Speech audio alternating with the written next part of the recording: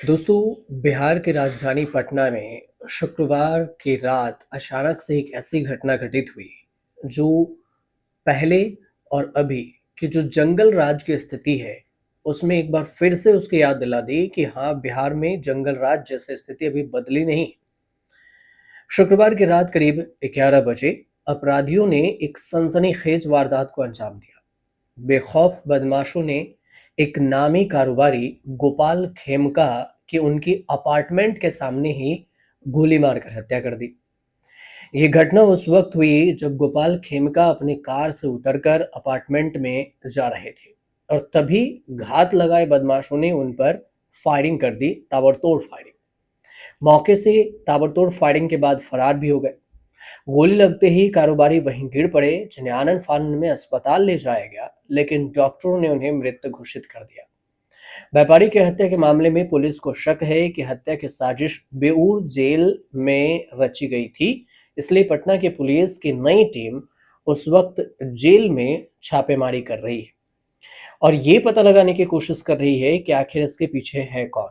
इस पूरे हत्याकांड का एक सीसीटीवी फुटेज सामने आया, जिसमें साफ ये देखा जा रहा है कि हमलावर कितनी बेरहमी से वारदात को अंजाम देकर मौके से भाग निकले। फिलहाल पुलिस इस पूरे मामले की जांच में जुटी है, जैसे पहले भी जुटी रहती थी। अब हत्यारों की तलाश में कई ठिकानों पर छापेमारी भी की जा रही है।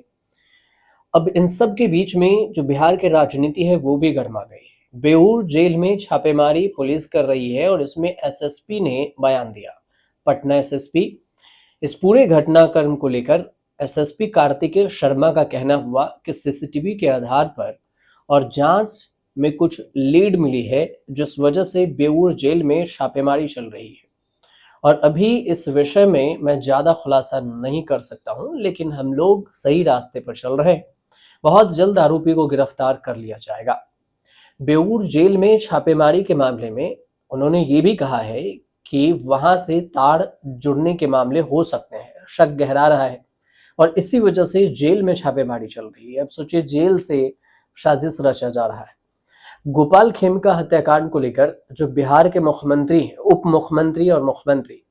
मुख्यमंत्री सम्राट चौधरी का बयान आया। उन्होंने कहा कि मुख्यमंत्री नीतीश कुमार ने इस पूरे मामले में स्पष्ट निर्देश दिए हैं कि कानून हाथ में लेने वालों के खिलाफ कड़ी कार्रवाई की जाएगी।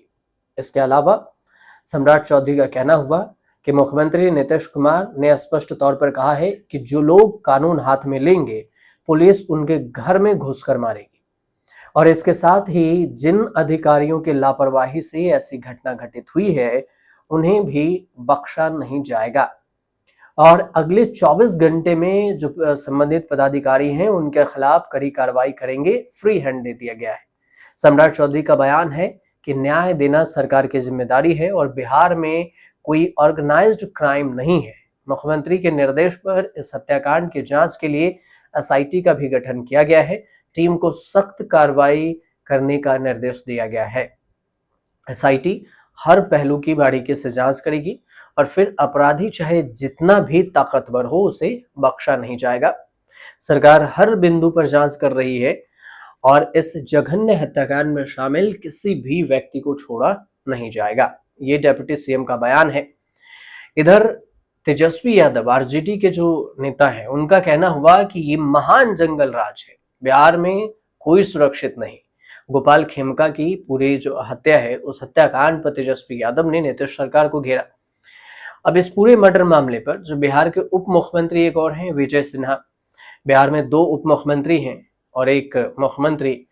तो उप मुख्यमंत्री एक और विजय सिन्हा का कहना हुआ कि हमारी नजर उन अधिकारियों पर भी है जो उस जंगल राज के दौरान पले बढ़े थे। जिन गैर जिम्मेदार अधिकारियों ने सख्त और तत्परता कार्रवाई नहीं की थी, तुरंत कार्रवाई नहीं की, और उनके जवाबदेह तय की जाएगी।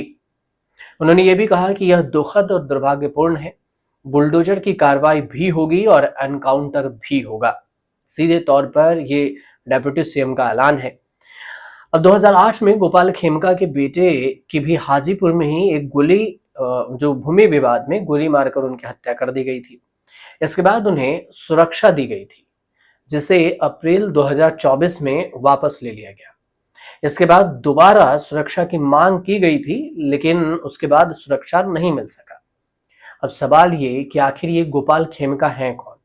तो गोपाल खेमका बिहार के ही एक बड़े उद्योगपति और भारतीय जनता पार्टी यानी बीजेपी के नेता भी है।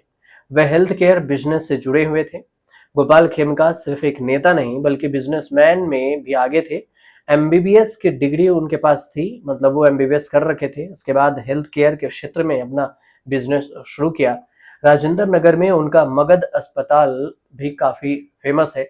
इसके अलावा पेट्रोल पंप भी उनका है। तो कई सारी जमीन और प्रॉपर्टी भी है।